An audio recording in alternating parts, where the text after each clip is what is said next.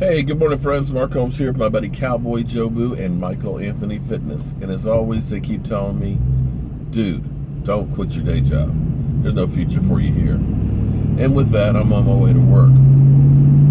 We got the combine. At least we got football to talk about, and that's getting in full swing. And as the NFL announced that they're ending their relationship with Papa John's and turning around and now having a new deal with Pizza Hut, and that Jerry Jones is making his own deals with some other different vendors and stuff. One thing the NFL doesn't have a problem with is a lack of money. As much as we hear about the demise of the NFL and ratings going down, the sponsors sure are ready to pay big time bucks to be part of the NFL, so it ain't going anywhere. So, the idea that they're dead and gone, forget about it. But with the combine and stuff, we've got all the league meetings and everything else. We've got the owners getting together and stuff. And we've got Jerry versus Roger. And actually, it's not really Jerry versus Roger. It's actually Jerry versus Roger and about 28, 29 of his friends. See, we all think that this is Roger Goodell's vendetta. And what I try and tell you guys about Roger Goodell, because everybody says, oh, Roger Goodell, he's terrible, man. He doesn't know what he's doing. Why is he doing this? Why is he doing that? Because you don't understand the job description for Roger Goodell. Roger Goodell is the guy being paid to take the bullet, to be the fall guy, to be the lightning rod for the NFL owners. Do you really and truly believe that Roger Goodell has all the power in the world and he doesn't get the backing of the owners, that he just makes all these decisions on his own? No. Do you think that, Mike? I mean, come on, let's be real now. He gets paid by the owners. He works for the owners. But what you'll notice is whenever there's something bad, it's Roger Goodell. They're not talking about the other owners. And the owners like that. They like to be the nice guy that's back in the shadows. Hence the problem with Jerry Jones. Jerry Jones shed light on an internal problem. He went after other owners like Arthur Blank. Now, Arthur Blank isn't going to get into a shouting match with Jerry Jones out in public. Neither is the Giants owners, Mara or, Robert Kraft. They're going to do this stuff behind doors, in-house. Once Jerry aired that laundry out in public, it's like, okay, you know what? We want to make him pay. We got to send him a message. He's going to pay for all these legal fees. And here's a clip to show you exactly the backing and the facts behind the statement. What's going on between our boss and one of our bosses? What's going on, Judy? Well, I think to phrase it better, it's one of our boss and all of the rest of the bosses. Like, I have been told by more than one person, this is not a Roger Goodell initiative. The push for this is from the other owners who were not happy with Jerry Jones, threatening to sue members of the compensation committee and, hiring David Boies and making that public. They were not happy with those threats. So the push to recoup the legal fees that they incurred, which are apparently around $2 million, maybe in excess of that, came from the ownership. So Jerry, not surprisingly, is going to appeal that, and that hearing is going to be next week. It'll either be heard by Roger Goodell himself or somebody he designates. The smart money is that Roger Goodell will probably designate somebody to hear that on his behalf. Wow. Wow. Any idea which next week? Any idea which owners are the ones knocking on the commissioner's door saying you got to do something? I was told if you polled the owners, there would probably be 28 or 29 who were in support of this. Wow.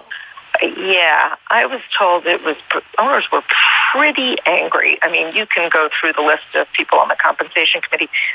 These are some of the most high-powered owners in the league. Arthur Blank, John Mara, Robert Kraft. I mean, these are some of the most influential owners in the league, and they did not appreciate being threatened by a fellow owner. I think what bothered most of them, I think, as much as anything, is airing the league's dirty laundry in public is not something they usually do, and this was very public and very acrimonious, and it was owner versus owner, and they don't like that, and so they want to clamp down on this, and they have the means to do it. Like, there's a rule on the books that's been there since Al Davis, and That's right. they're going to use it. They're going to. So, Mike, you think that this is going to have effect on the Dallas Cowboys on the field? Of course it does. With Look what happened in the Atlanta game. yeah, I know Dak Prescott got killed, but they didn't call him that many calls after Jerry Jones was talking about their owner. After 8 weeks of not getting holding calls, we're definitely not going to get any breaks from the NFL.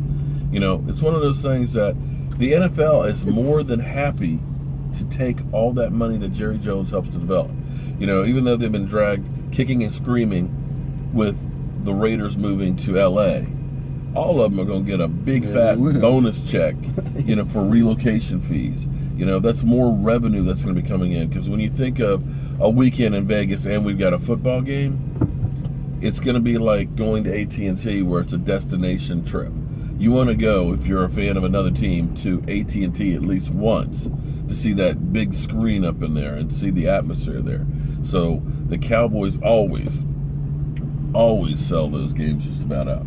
And that's going to be Vegas. So Vegas is going to be a big money maker for the NFL. Because I'm like, okay, when the Cowboys play in Las Vegas, I'm going to circle that date, because I'm going to go in on Friday and come back like Monday. I have to wait till to see if they play them in preseason, because it's going to be a while. Yeah, it's going to be like 8 but years. I'm already talking about going out to a Raider game in Vegas. See, that's the thing. It's, they haven't even started building the stadium yet.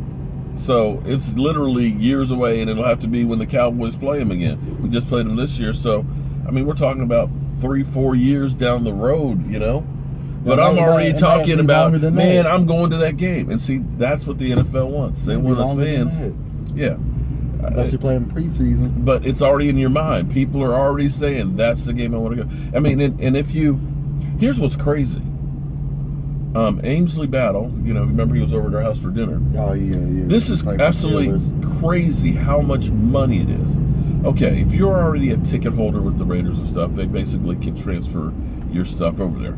But if you want to become a season ticket holder, your personal seat license, and this just blows me away, is $10,000. That is just, that's not the tickets now, mind you. Let me explain this to you. That's not the tickets. That's the license that says that I can buy season tickets. $10,000 just to go ahead and be able to buy the tickets. So of course, you got the cost of the tickets on top of it. So yeah, they may not like the optics of being in Vegas and gambling and all that, but they sure like the money. So they're sending a message to Jerry Jones to kind of pump the brakes, keep the stuff in-house. We'll see how that goes, but I guarantee you Jerry Jones is going to fight it. So it may get uglier before it gets better. Kind of like this traffic this morning. It is ugly. Well, anyway, I'm Mark Holmes, and make sure you check out Michael Anthony Fitness's channel. Tell them about your channel real quick, Mike. Oh. Caught you off guard. I know you did. No, tell everybody about your channel, though, seriously. Oh, my channel is mostly React. I do most of the React videos, but we're also preparing to do a NFL Madden League for the subscriber league. So make sure you guys check that out on Saturday. All right. It seems like I got a reaction. Oh, well. I'll see you guys soon with any news on the Cowboys.